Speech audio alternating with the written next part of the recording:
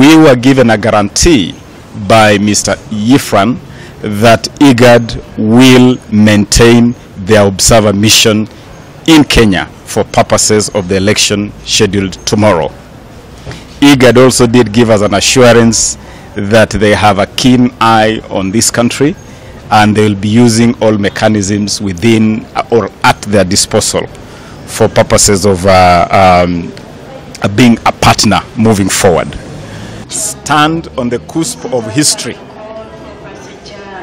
to send a very clear message that the greed, the dreams, the aspirations of one person or group of persons cannot be greater than our inalienable right to vote and to determine our destiny.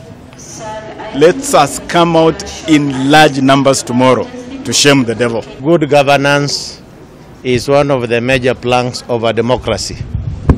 And Kenya, being a leading democracy in our region, must ensure that to attain that good governance, elections must take place. There are no other ways in which you can achieve leadership in a democratic state than through elections. As a council of Kenyan professionals, we went to Addis Ababa, and while there we had a meeting with the IGAD and the African Union.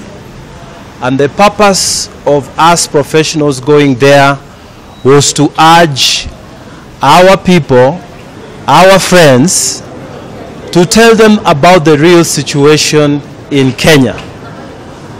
And we have called for our friends, our African friends and partners, to look into the Kenyan situation, and we have presented the whole story that we have had a Supreme Court ruling and we have had a decision that says we have to have elections in 60 days and that the opposition has not been cooperating and they have been calling for no elections, and they have gone ahead to try and interfere with the rights of those who wish to do an election, those who wish to participate.